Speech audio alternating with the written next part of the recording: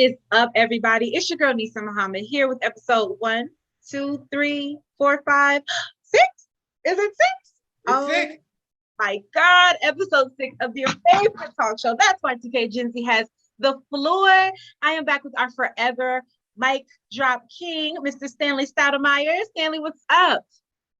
Hey, I'm doing great. I cannot believe that this is the last episode of the show. You know.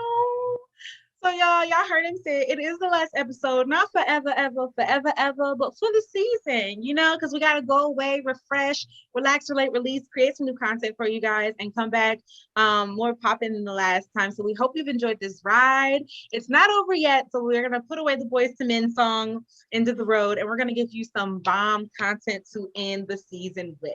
So this month, y'all, it is June, okay? So at this point, I guess it's safe to say we're at the halfway mark of the year.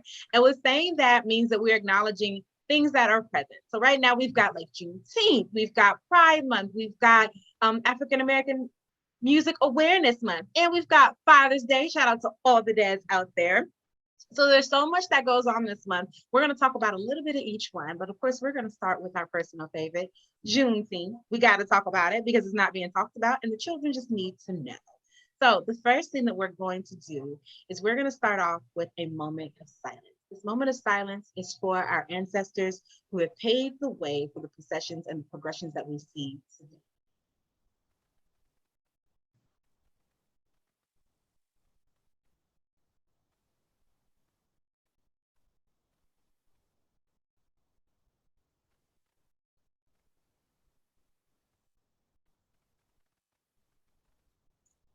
Ashe. Thank you all. Shout out to the ancestors. So, everybody, my all-time favorite thing to do when I was growing up was to learn about history. Okay, not just any history. I love to learn about Black history and cultural histories, right? And so when I had the opportunity to come across something called Juneteenth or the Jubilee Day, I was like, what is this about? I want to know all the details. Fill me in on it. And so before we get to that, I do want to ask Stanley, what is up? How have you been? What is cracking with you? Okay, I've been doing pretty good. So earlier this month, I got the opportunity to go to Washington, D.C. with 4-H, and that was like awe-inspiring. So I've just been trying to, I don't know, get everything I can out of that experience. I love it. That is what's up. Do you feel like expanded intellectually? Like were your eyes awakened? Did you learn anything new? Did you brush up on what you might have already known? I learned a lot of new things that I don't think I like ever would have known about. And especially like the war memorials, that was really interesting to get to see like all the different contributions across American history that like our veterans have made. So that was like really awesome. I love it. That's what's up. And shout out to the veterans. Thank you all for your service because where would we be without y'all, right? So that's what's up. That's wonderful, Stanley. I absolutely love that. I've been here trying to figure out how to avoid the heat, and you've been down there making waves in DC. So I'm very proud of you. We are all super proud of you. So Stanley, let me ask you a question. What do you know that is going on in the world? Like you just got back from the state's capital, so you might know more than I know as far as like what's going on. So what's new? What has caught your eye in the news these days? Okay, so this isn't like a big story. This is like something I literally just read. And this isn't like a national story. It's like, and this has like no impact on me yet. But Missouri, the state of Missouri just passed a law, I think like today, where it's like for AP exams, if you get a 5, a 4, or a 3, they have to take, the public colleges have to take the credit and give you the credit. And that is like amazing to me. So that's what's been rattling around my brain. Oh, that's what's up. So like they have to take that top score basically, and that's the one that counts for school. Is that what you're saying? So if you make like a 3, which is like a passing grade in college, some colleges will say that, if you got a 3, which is like a passing, that you don't have enough mastery. But Missouri is saying that a 3 is enough because it would be like a C in college. So the colleges have to take it. Okay, and C's get degrees. Don't let nobody tell you otherwise. Always shoot for the A. But in case you having a rough semester, C's get degrees, y'all. Okay. So I like that. And I really hope that Missouri puts that into practice. That is what's up. Hey, Alabama, go ahead and adopt that because our students will love it. Okay. Like they really need that. Help them out here. Each one teach one. No child left behind. Let's make it happen. I love that. That is super cool. What is going on in the world? I feel like there's a lot of heavy stuff going on. So I'm gonna shed some light, right? Because I think this is really cool and I'm really corny about it. I'm super excited. But Queen Beyonce, Giselle, knows Miss Carter, if you feel like calling her that, is giving us an album. Okay. And I'm not in the beehive because that is a level of dedication I'm not prepared for. But I am, no, Stanley, let's be honest. Like, Yeah.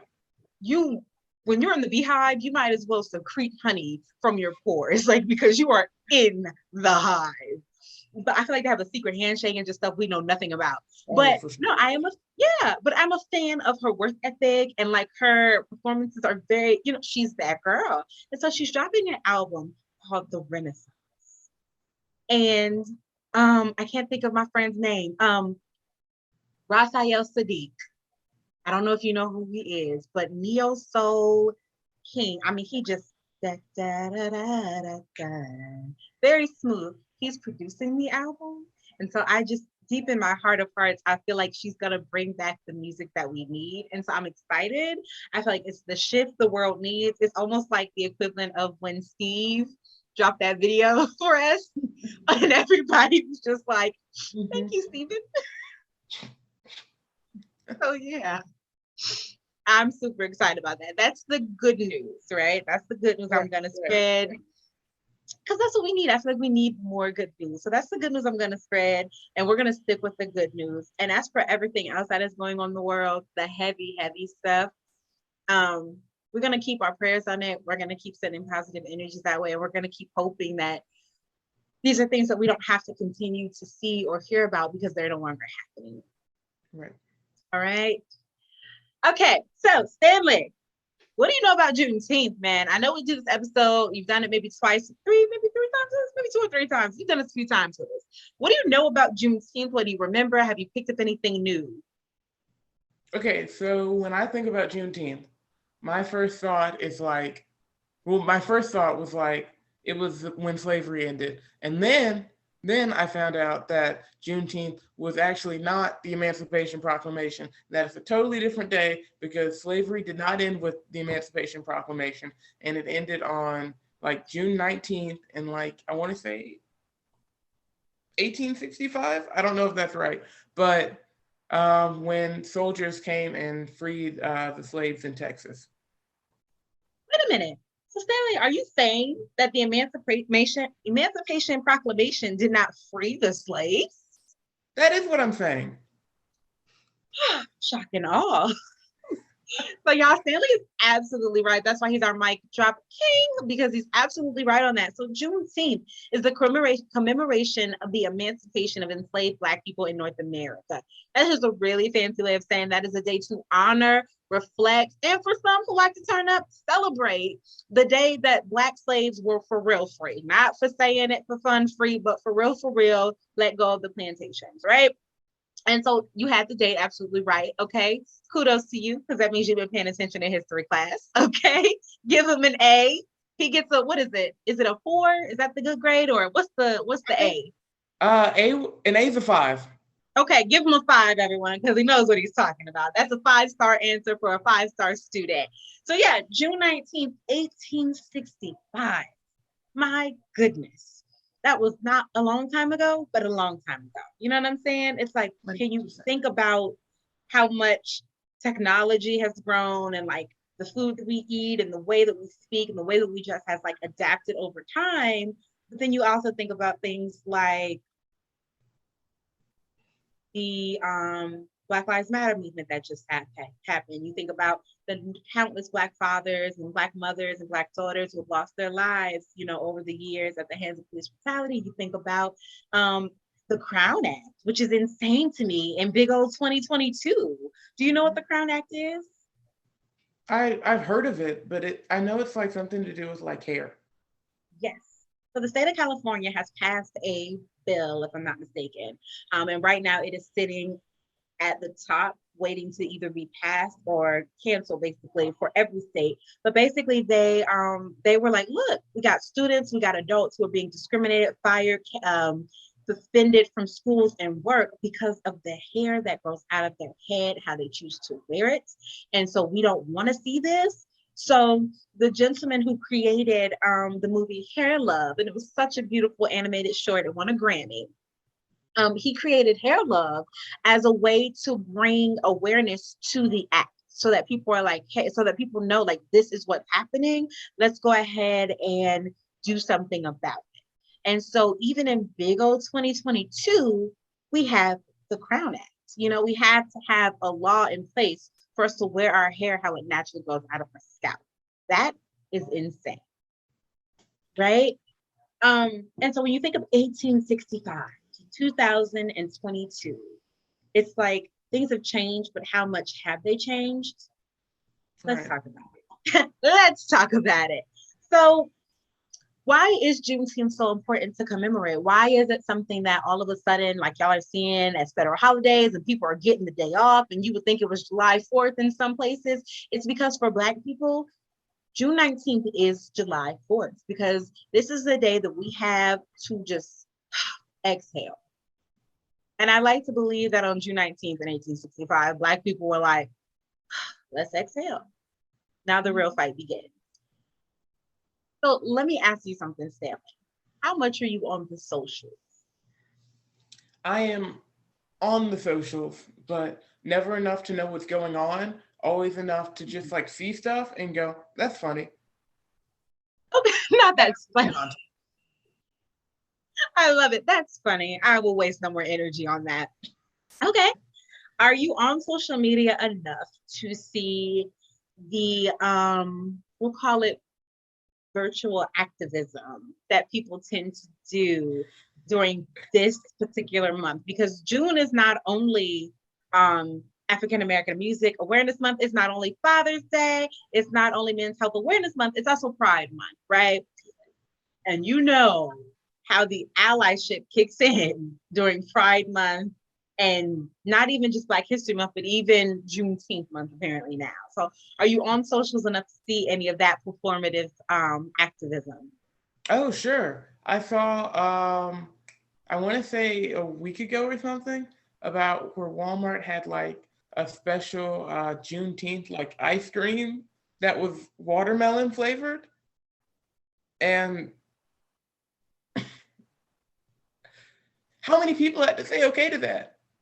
Like, who did y'all have in the room for that? Did y'all find that one Black person and be like, hey, Mike, if you say this is okay, this is what we're putting in the stores, man.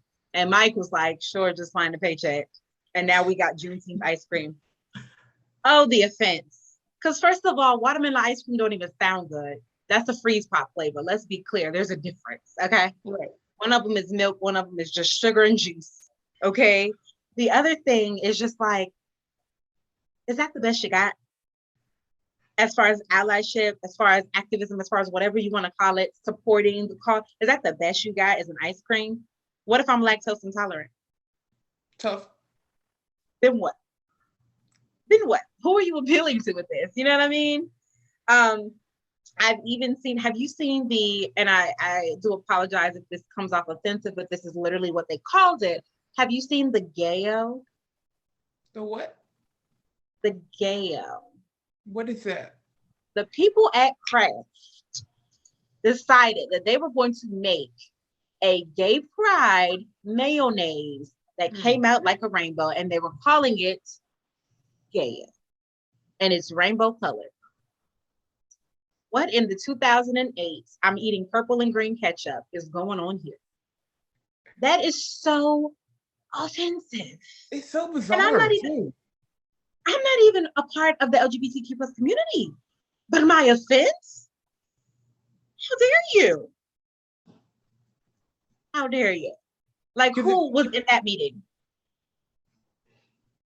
Because it feels like every time like a minority group gets like the level of attention where people know when Heritage Month is, like Asian American Heritage Month or Black History Month or Pride Month. It's like as many corporations as possible jump onto it to create the fun new wacky trend. Yeah. Emphasis on wacky, because the offense is so high when they do these things. I'm like, I want y'all to pick someone up off the street and ask them. Don't ask these corporate people who gonna get paid either way. Like, ask the people who are in the streets doing the work, a part of the community even. You know what I mean? Because y'all are offending the wrong people out here. Like, don't do this. Oh, and I wanted to say, I had to come back to this point because I did, y'all. I Googled it because, as Stanley tells us almost every episode, Google is free, okay? The brother's name who did the Hair Love series, or short, Matthew A. Cherry. All right? Dope brother. He's got locks, and he was like, I'm going to make this movie so that Black children can learn to love their hair. It's the cutest little short. If you ever get an opportunity to check it out, go and check it out. It's completely adorable. And like we said, the brother won an Oscar, a Grammy, one of those awards. I never can get them all right. But he won an award for it, which I thought was super, super amazing. I'm trying to figure out which award it was. It won't show. But yes, he won an award for it. It was super, super amazing. Academy Award. There it is. Oh, wow. He won an Academy Award. You feel me? Like, that's dope. For a short. I think that's what's up. So yeah, we'll take that. Thank you, Matthew Cherry, for the hair love and for the Crown Act notification. Stanley, you brought up a good point. You said something about minorities, and I'm going to shake the table a little bit. Sorry, y'all. I apologize in advance. Have you been seeing on the socials where, like, the BIPOC, and I hope I'm pronouncing that right. I say biopic, that's just what my brain sees first, but it's BIPOC, the BIPOC. Yeah, I've seen it. First of all, do you know what it stands for? Let's start with that. Black Indigenous People of Color. Okay. Black Indigenous People of Color. So Black people, Native Americans, the people who are in America first, people of color. That's everyone else who is ethnic. All right. So they're not Caucasian. The news on the socials is apparently that Juneteenth, remember Juneteenth, the commemoration of the emancipation of Black slave people in America, that Juneteenth is a holiday for the BIPOC community. It is not just a holiday for Black people. Your thoughts? That's wrong. It's just like the idea of like BIPOC is like in itself, it's like a good idea because like America creates like the same, I don't know, I guess, oppression for everyone at different levels. But at the same time, it's kind of like, this is like a specific, this isn't like, I don't know, this isn't, to bring it back to something we talked about earlier, this isn't like ice cream, which can be enjoyed by everyone, which is relatable to everyone. This is like a very specific moment in American history that was for one group of people, and that was Black people. And I don't know, it's just kind of, I understand where people are coming from with this idea because it feels good intention, but at the same time, it's like, it's not, the logic isn't there. Yeah. Yeah, I feel you. Like, I don't think it's malicious because a lot of people don't know. And unfortunately, when you hear like, oh, celebrating something Black, it's like, oh, people of color. Let's just put all the people of color together. Black people are of color too. We're going to put them all in one thing. But I think what people tend to forget is that there are different struggles. Like with each boat stop, there was a different struggle. You know what I'm saying? So if you were dropped off in like California, which at the time was a part of, you know, the Spanish speaking community, then that's a different struggle there. If you were over here, then this was a different, like, I just think people forget that. And they're just like, you all are not white. We're going to put you all over here. And we'll just say this is for all of you. And while that can be comforting in some things, as far as like understanding the harshness of colorism and sexism and things like that, I think when you're talking about something specific like this, people's freedom, people not knowing that they were free, I feel like that kind of undermines the importance of it and the struggle of what we're still going through. You know what I mean? It makes it seem like, oh, well, we can all just kind of attach ourselves to that I'm for Juneteenth too. Like, yeah, you're having fun, you're playing dress up. It's almost like, don't hate me, Black people. It's like Black people with Cinco de Mayo. You're having fun. You're doing the activities, you're eating the tacos, but do you know why they celebrate Cinco de Mayo? Like, do you really know? Or are you just Taco Tuesday? You know what I mean? Exactly. Yeah. And that's how I kind of feel like it. Say it again. I said that's like a perfect example because we actually talked about Cinco de Mayo in my Spanish class. And so it was really cool. I actually found out that a lot of people outside of the area where like the battle around Cinco de Mayo happened don't really celebrate it in Mexico. Like I've heard some people say that Cinco de Mayo is bigger in like California than it is in Mexico, which is just mind blowing for me. Yeah. So what do you know? Like what because I don't know. I don't know what Cinco de Mayo. That is probably the one thing I have yet to research. So what is it? So, and I haven't, it's been a while since I've last talked about it with someone, but from my understanding, it was basically like a battle for freedom where the people proved that they were able to defeat a larger invading colonizing force. And but it is not Mexican Day. Really? Yes. And that blew me away. Do you see how things get misinterpreted over the generations? That is insanely wild to me because I've never, I'm not gonna say I never thought to look into Cinco de Mayo. It just wasn't a pressing thing for me. I just know when it comes around, people get excited. I stay in the house because that's when people outside acting super crazy. Certain things, I'm just not going outside for it, you know? Cinco de Mayo, the 4th, you will not catch me outside during the 4th. And I'm just like, you know what? Let me just sit in the house because I'm scared. So certain stuff you won't. But Cinco de Mayo is one of those things I was like, I'll look it up when I get a chance. So you've enlightened me. That's what's up. We're agreeing as two Black people here in this time and space that Juneteenth is for Black people. African Americans, if you will, that means from African descent, but you were brought over here, your ancestors were. Either way, it's for Black people. This is where do you have a wristband? You cannot get in for the free. You cannot get in for the vibes. You cannot get in for the experience because we're not having a good time. It's stressful to be Black in America. Okay, so there's no way you get to ride this boat without a wristband. And like, I totally get like, because Juneteenth for some people is like the celebratory experience. And I mean, it's just like Juneteenth, the burden of like Juneteenth, like learning about Juneteenth and that can never be on Black people. You know what I mean? And that's just like, it should be an experience for people to learn, I think, for people who don't know. For kids, especially kids, Juneteenth should be a wonderful learning experience to learn about American history and Black history in that, especially outside of February, because, you know, after February, it's like Black history just stops until the next February comes around. But yeah, we get those 6 people. Yeah. But yeah, I think there's opportunity for people to engage with Juneteenth without taking away from what Juneteenth means for Black people. Yeah, I agree with that completely. Like, it's almost like Kwanzaa. Like, a lot of people are like, oh, I'll observe it, I'll see what it is. And it's like, that's cool. Like, by all means, learn, right? Never saying don't learn anything. By all means, if you want to educate yourself on something, our good friend Stanley said it, Google be free. So Googleize yourself if you must. Read about it. Grab an encyclopedia. That's the source. However you get down to learn what you need to learn, but come at it with some respect. I feel like that's the big thing for me. Like, come at it with the mindset of, I am a guest in this space. Let me treat it as such.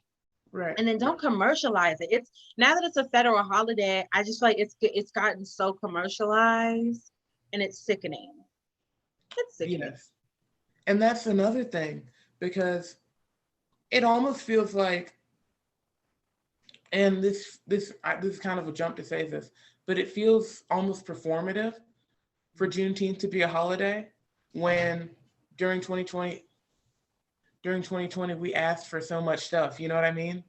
Yeah. Like we asked for actual substantial reforms, and instead we got like a holiday. So that's just kind of strange. You know what I mean? Yeah. Like we were already celebrating Juneteenth. And so it doesn't really make sense why, when we ask for substantial police reform or reform of like the housing market, or, you know, or us, the ability for us to get loans and the ability for us to live where we want to live, or just equal treatment under the law, it doesn't make sense why we get things that aren't that. And instead we get Juneteenth as a federal holiday, which is good. It's a good thing. It's just on its own, it's kind of hollow. It is hollow, and it doesn't benefit everyone, because I have friends who are at work. They look like me. My Black friends are at work today. You know what I'm saying? This is one of those scenarios, in my opinion, where it does no good to give a reward to the entire class when the ask was from a specific student for a specific scenario. Does that make sense? Like, that just doesn't make any sense. And then before you even gave us the holiday, if you will, you all gave us a bunch of lawmakers kneeling in dashikis.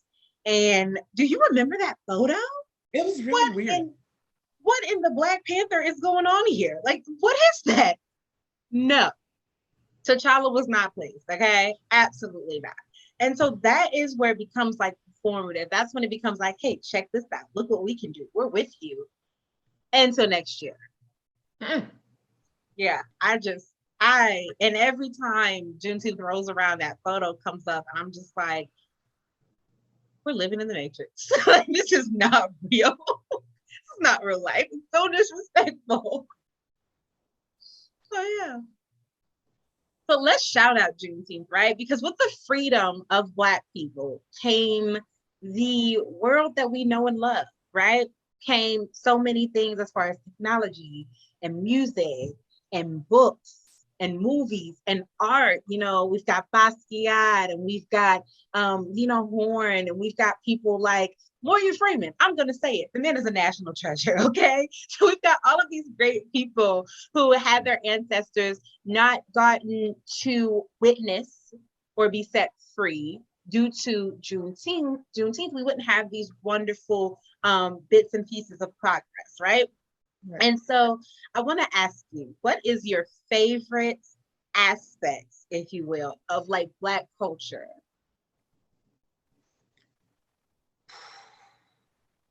Okay.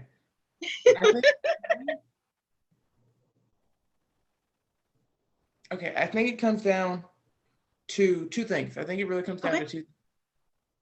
One, music. The music is just on a whole different level. What is it, the chef hand on the sax? Like, yeah. Yes. It's like, mwah. Like, it is, oh my goodness. And even like if you go back in time, it's like the quality doesn't decrease. So like the other day I heard like some Aretha Franklin from like the 60s. Fire. Just pure fire. Amazing. And then I guess my second thing would have to be the food. Ooh, yeah. Yeah, because I don't know who fried the chicken first. And call me every stereotype in the book, but whoever fried the chicken first, that person was thinking ahead of the game, okay? They said, I'm going to be rich for decades to come. Because, yeah. Barbecue? That's a good one, oh my God, what? Oh my gosh. Yeah, I'm so mad where we're getting hungry but yeah, absolutely. And those are some really good aspects of it. I like that. I think I might have to agree wholeheartedly, actually. You know what? I'm also even going to say, like, tying into the music, I'm going to say the art, right? So that's anything from poetry to paintings to photographs. Like, when you take a look at, and I know we talked about it in one of the episodes when we were discussing Mr. Langston Hughes, when you look at the art that Black artists create, it's like, how do you take what was so painful and heartbreaking in our past, and you create these pieces that Yes. allow us to feel like you really feel your heart like this. You know what I mean? Like your heart is bleeding. And so I love Black art. It really does. Like it speaks. It speaks. It really, really does. Like, and you were just in DC. You know what I'm talking about. We got to go to the National Portrait Gallery, and there was this one painting of John Lewis, and it was like him, and he was leaning against this like a table, but you couldn't really tell what it was because it was like he was unfinished, like he was missing a hand, and like parts of him were like drifting off into the. It was mind blowing. It was amazing. Yeah. And we went to the I can never get the name, the Smithsonian. My first time in DC by myself without my parents. Was that the first time? Yes. We went to the Smithsonian and they had like this Black art, like an extra special whatever up at the time. Mm-hmm. Mind blown. Like my mind was a wart. I was like, can y'all just kind of bury me down here? Like I will live here and be happy forever. And then when I was at the Broad in California, I was blessed to see, oh God, what's this his name? She's an artist. I want to say, I'm looking her up because Google is free. You're right. I don't think it was Alice Walker. I can't think of what her name is, but she did these depictions of slaves running away from like their slave masters. And it's heartbreaking, absolutely. But the way that she did it, it's like the most amazing thing. And you can just, it's in shadows. So that's the beauty of it. It's all shadows. Whoa. There's no color whatsoever. It's all shadows on a white wall. It's amazing. Amazing. So yeah. Definitely the art. It speaks. You know what I mean? Like it definitely speaks. It moves. It grooves. So speaking of music, Stanley, you know that this is African American Music Awareness Month. And President Joe Biden actually determined it, I guess like he renamed it to Black Music Awareness Month, like, you know, since most Black people go by Black, which is cool, you know.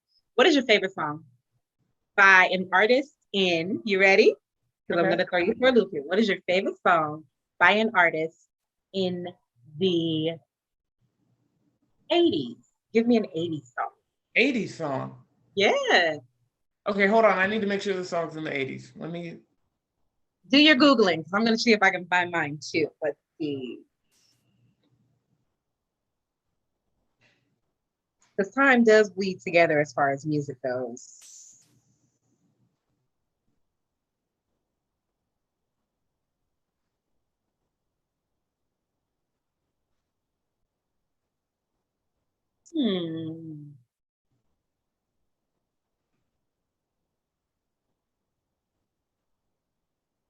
I didn't know that. Oh, found it. I'm still working. Found it. That was almost too easy. I can't believe I didn't know that was 89, but I'm going to take it. Okay, it's the last. It's okay. So listen, I like Bobby Brown. Okay, he's very like I like his personality. Stop, Billy. Stop it. He's very problematic. He's very I don't care. I'm gonna do what I want. And when I heard My Prerogative, of course I wasn't born in '89, but when I heard My Prerogative for the first time and I was old enough to understand the lyrics, I was like, "You're right, Bobby. It is my prerogative." And so that is my favorite song from the '80s. Like. Everybody's talking all this stuff about me. Oh yeah, that's a good one. Okay, I found one. I don't know if it's my favorite 80s song. Okay. But I can't think of another song that I know is in the 80s. I'm gonna say Control by Janet Jackson. Control. Hey. Yes, I love it. Wow, I had that song on CD. It was one of the first CDs that I ever owned. Don't start putting numbers behind me. But I did. I had it on CD. Oh, I love it. And I still have that album actually standing right over there on my bookshelf. But I love that. That's a good song too. Yeah. And anything Michael Jackson's around that time was just like, come on, Mike. Give us hit after hit after hit. Yeah. I love it. Do you have a favorite movie? Favorite movie? Does it have to be from the 80s? No. Okay.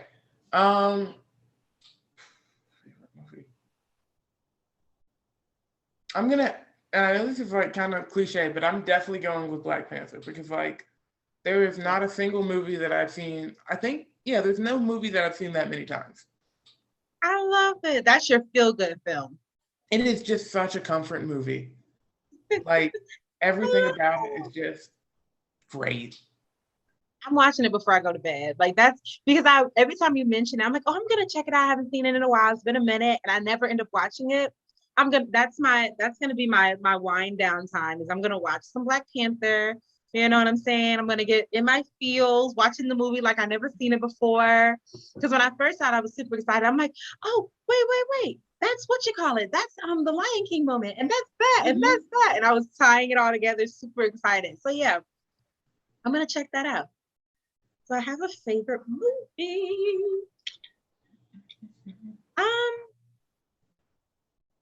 Like my favorite romance movie, because I'm a girl, right? My favorite romance movie, my favorite Black one is Love Jones. I just love the aesthetic. It's very like Renaissance and poetry, and jazz is playing a lot, and it's just very cute. Miles Davis, and the track list is insane. Lauryn Hill was on it, But then my favorite in general, I really love Sister Act 2. Yeah. It's such a good movie. Do you know what used to be my favorite movie when I was growing up? What? The Twitches movies. Every time those would come on, I would always watch them. Those are good. Yeah, that's good, like quality TV. Absolutely. I love it.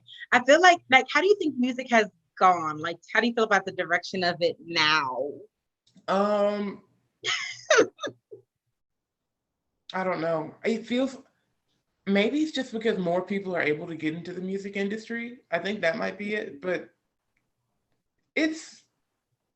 there are a lot of hits. It's just that everything isn't a hit anymore. And so like sometimes you listen to a song and you're expecting it to be great, and then it's just, okay. So like goes for like artists and also like for genres. So like R&B as like a genre versus like now versus like any time before the year 2000 is like dropped off totally. Yeah. Yeah, like that Usher type feel, like that real heartbroken. All the ladies, if you feel me, help me sing it out. Yeah, like that's gone. Absolutely. Yeah. Do you listen to like the rappers today? Like, do you have any grasp of the next little whatever or cool whomever? I like Cole. I like J. Cole. Not Cole. Yeah, love J. Cole. You do know well. I thought Kendrick Lamar's most recent album would have been better. I don't know. And then I think Drake might have put out an album. I'm not a big Drake guy. Don't hate me for it, but no, you're fine because Drake could have did better. For Drake to dabble around in everybody's music like he does, like he dabbles in so many genres. We didn't heard him on reggae beats. We didn't heard him with a Australian accent. Like Drake tries to do a little bit of everything, and so I think I expected more. Yeah. And then how do you make a house? It's supposed to be house music, which like originated somewhere other than Detroit. So why do you have a Detroit producer producing this album? But go off, like house is a Chicago thing, if I'm not mistaken. Yeah. I wasn't disappointed, but I wasn't impressed either, Everybody's like, oh, these are vibes. Who's vibes? Who's vibing? Yeah. But I guess like I feel like the music, especially with the sampling, like our artists sampled anyway, right? Our artists, like the ones from my generation, they sampled anyway. And then Gen Z comes along and they sample a sample.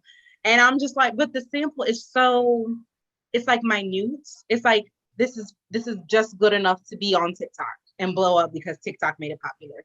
Yeah. But then the rest of the song is like, it makes me so sad. It is the most frustrating thing when you hear something that sounds amazing on TikTok and then you go to listen to the song and you're like, wow, okay, well, at least you put effort into the 10 seconds.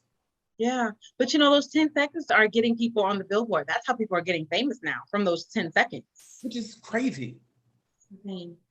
it concerns me because it's like the music is not the same anymore, and it's taking away from like, because music used to tell a story, you Right. know, even if it was like the NWA, when they were singing, all of their glory music, when it was like just raw and rough and tough, it still told a story. And I don't feel like music does that anymore. I feel like it's a lot of like pomp and circumstance, a lot of we doing this, doing that. And it's like, okay, but what's the end result? What happens after you do this and do that? Like, is nobody happy? And so that breaks my heart. And you know what that made me think about? Albums used to be like a bigger thing. Yeah. And like now people put out like 30 track albums. Like I've seen like crazy long albums. Okay, this is just me, but I think 12 to 14 is like the maximum length for an album. Yeah.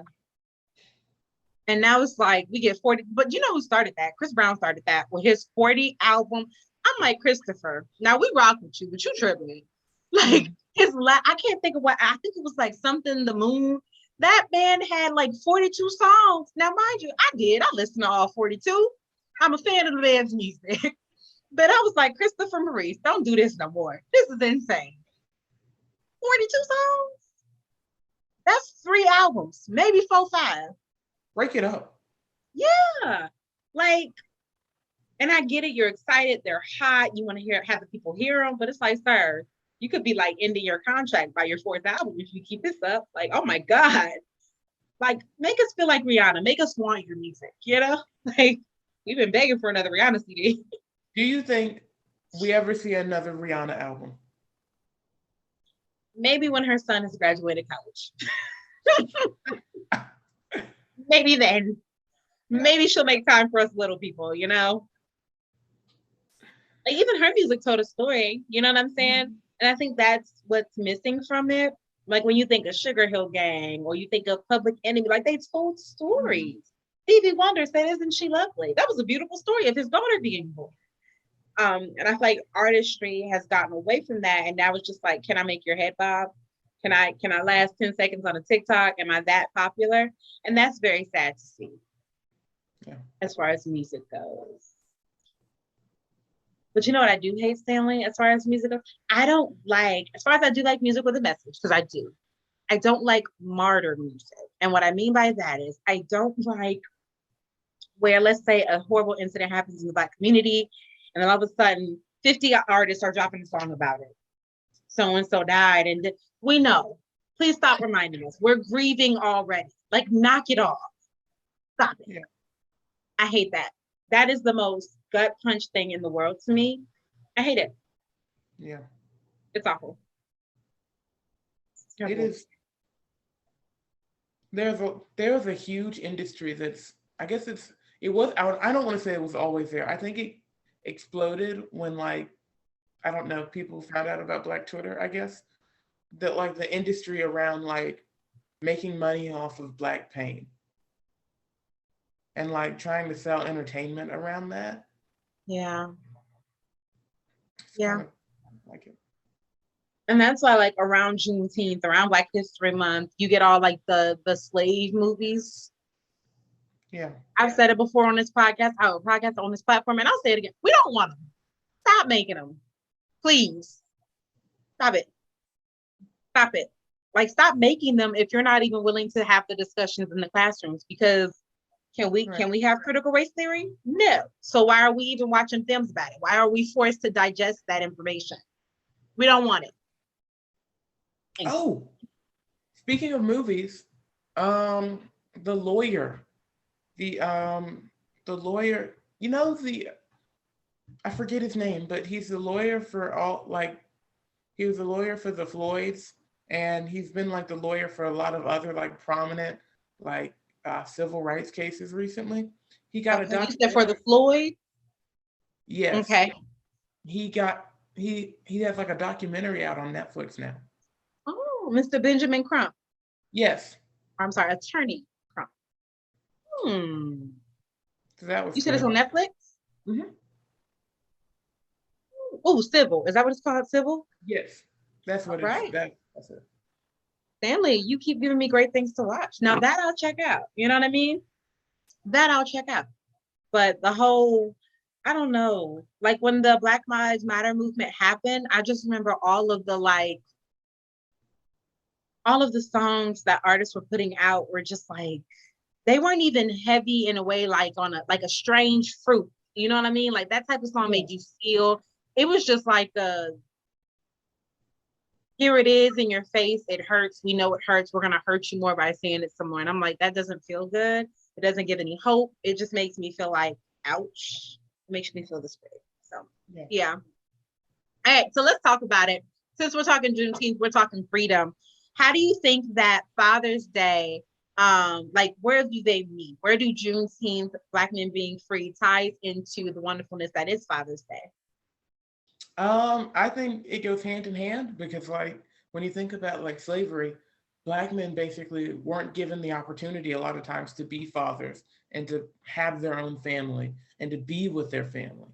And so to have the freedom to have the freedom to have a family is something that was unimaginable to some of our ancestors. So it's important to celebrate that. Absolutely. Yeah. And I think it's I don't know, like I think it's kind of cool, like ironically sweet that Father's Day is celebrated the same month as Men's Health Awareness Month, the same day as, you know, Juneteenth, because then it's like, let's really love on our dads during this time. Let's really show Black men that like we got their backs, we're here for them.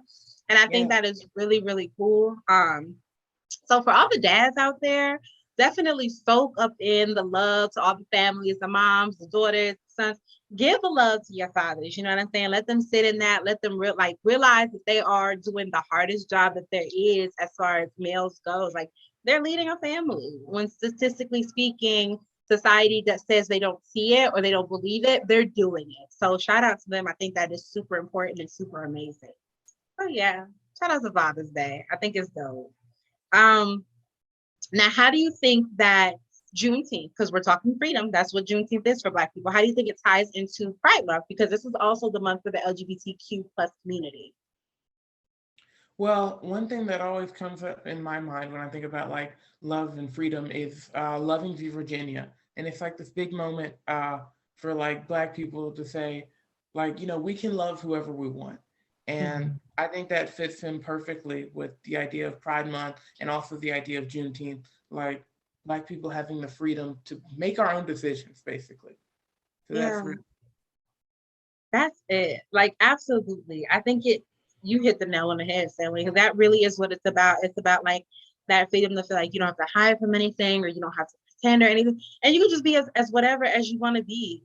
And I think that's like when I think pride, I think it's very important for like people to realize like especially in the Black community, like it doesn't, like being a person in the LGBTQ plus community, it doesn't look just one way. You know what I mean? Like there are so many different ways that a person who's a part of that community can look, can come off, can express themselves. And so for it to tie into Juneteenth, I think that's also pretty cool. And I think that like overall, just having Black pride is a cool thing. You know what I mean? Like I feel like a lot of times when people say Black pride, they're like, oh, you don't like this race or you don't like that race or you're this or that. And it's like, no, I'm just super proud of being Black, you know? Yeah, I just feel like that should be allowed. Like Spanish people are allowed to be happy to be their Spanish roots. You know, you've got people who are of Irish descent who can be proud of that. They celebrate entire festivals for the Brazilian or Portuguese community or Brazilian community. You know what I mean? And so when we have something and we're like, yes, it's like, oh no, you're anti whatever else. And it's like, no, we just proud to be Black, proud to be here. You know what I mean?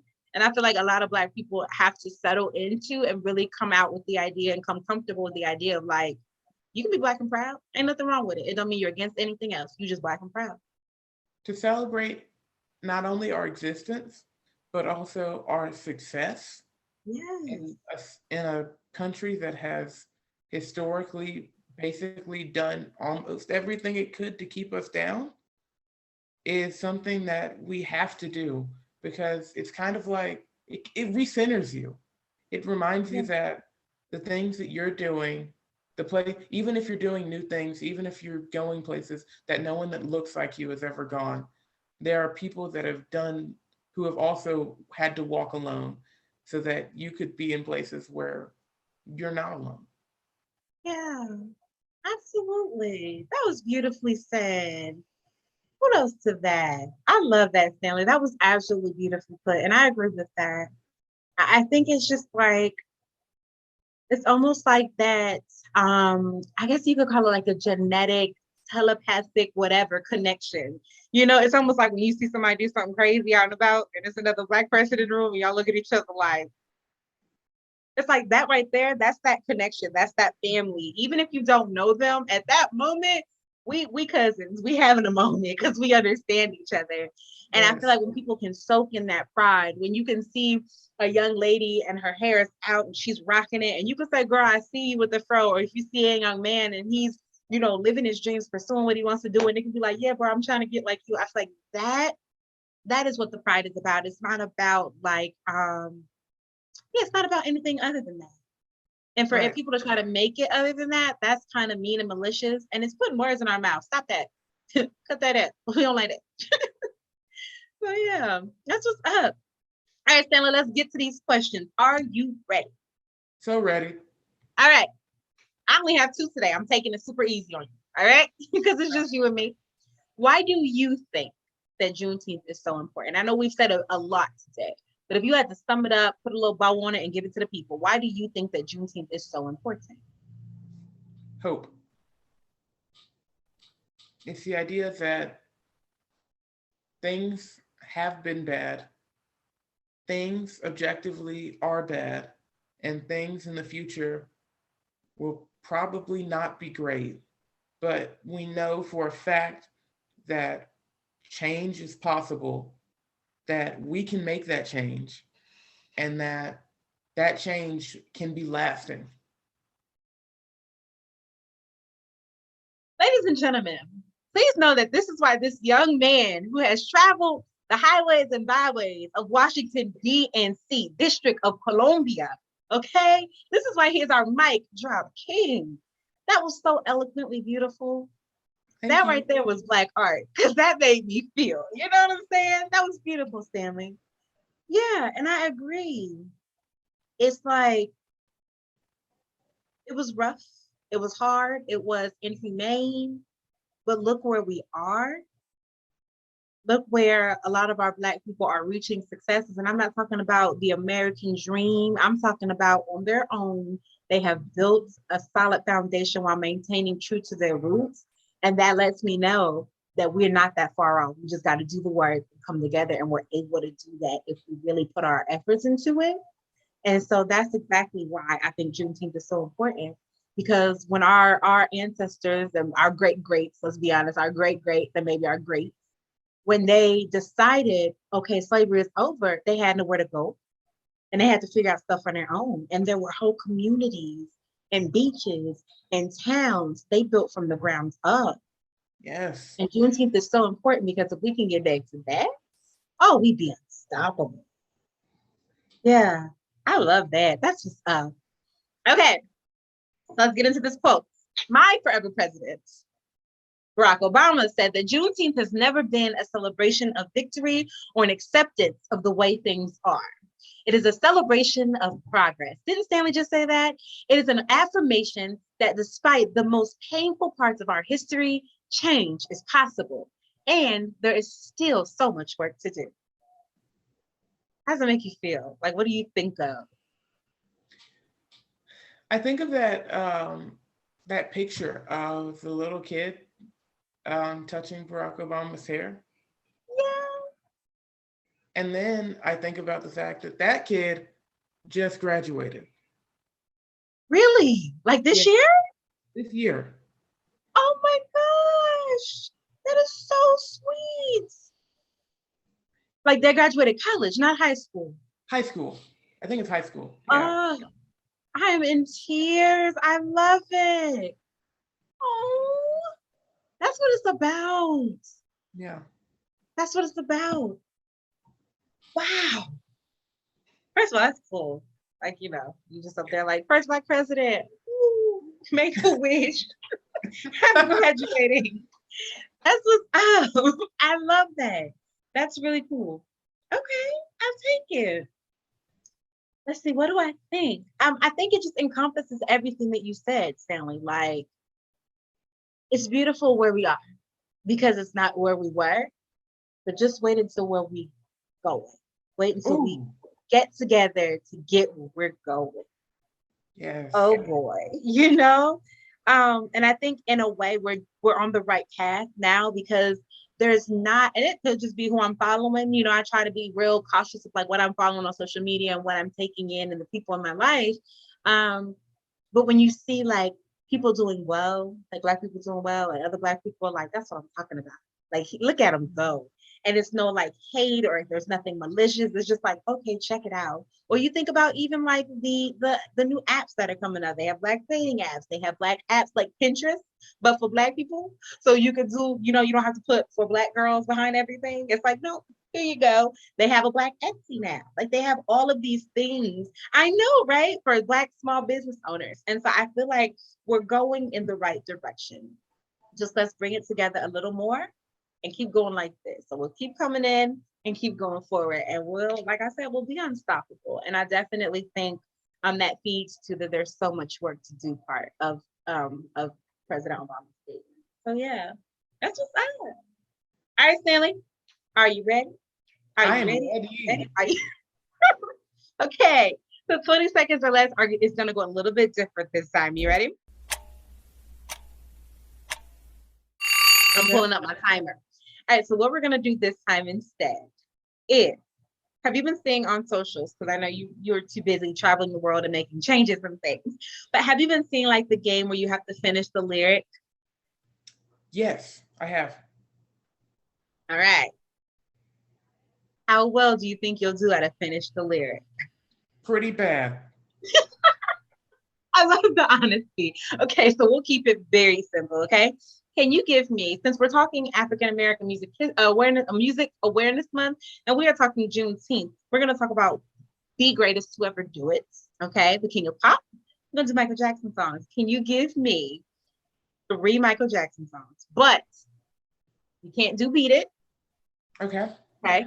You're not allowed to do Beat It, and you're not allowed to do Thriller.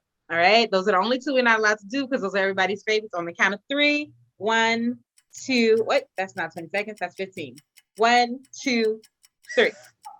We're trying to give you 15 seconds, Nisaa. I see you. Let me think. I can't do Beat It, I can't do Thriller. I'm gonna say the Earth Song, I'm gonna say Human Nature, and I'm gonna say Off the Wall. A true Michael Jackson fan, ladies and gentlemen, give him a round of applause. Because yes. And I love the Earth Song. That's very underappreciated. It is. Very good job, Stanley. Very good job. All right, what's about 20 seconds or less? All right. Okay, I've got it. You have to name 3 songs by Lauryn Hill. Ooh, crap. Okay. Ooh. And Lauryn only got With Love. She has 1 album. So we're going to see how this goes. She does. My sister's the only one I know famous off that 1 album. And we love us some Lauryn. Okay. Wait, I want you to see it so you know I'm not cheating. Okay, ready? Wait, come back. Okay. Wait, I have a better idea. Okay. Since I did the King of Pop, I think you should do the Queen of Soul, Aretha Franklin. Oh, I knew you was gonna say that. Oh gosh. Okay. We're gonna try this the best we can, Stanley. And I'm 3. I'm gonna start. Go. Okay. It started. You see it started? Yeah. Okay. Share Your Love With Me, Aretha Franklin. A Chain of Fools. And the other one is Dr. Feelgood. That's an Aretha Franklin. Got it. I got it just in time too. Just in time. That was a good one. And now I know what I'm gonna be cleaning my house to, because those are some good playlists to play. Absolutely. I saw a meme the other day, and it was when you wake up on a Saturday morning and you can already hear the gospel music. Yes, you hear the Mississippi Children's Choir, clean up, get up. You hear Dottie Peoples, get up. The Clark sisters are playing. Why is the floor not swept? Absolutely. Yeah, you smell that pine saw, you know what's up immediately. Yeah. And the beautiful thing, like that connects all of us. Every Black person knows knows what's going on. Like you don't have to say anything. It's like, man, get up, y'all. She got the windows open and everything. Get up. She got the scarf one still and the moo. Get up. Let's clean up, everybody. Yeah. Oh, that's no nostalgia for you. All right. So Stanley, how are you feeling? We have talked about Juneteenth. We've talked about men's health awareness. We talked about Father's Day. We talked pride. We talked music. We talked everything under the sun. How are you feeling during this final conversation for the season? I'm going to say excited. Yeah, I like that one. I am feeling rejuvenated. I feel like if I'm going to start my week on a Tuesday, which typically throws me off, why not start it actually on a Monday, having a conversation with a brilliant young man about something as important as history? You know what I'm saying? So yeah, I feel rejuvenated. Yeah, this is gonna get me through the week. I'm super excited for you all to check out this episode.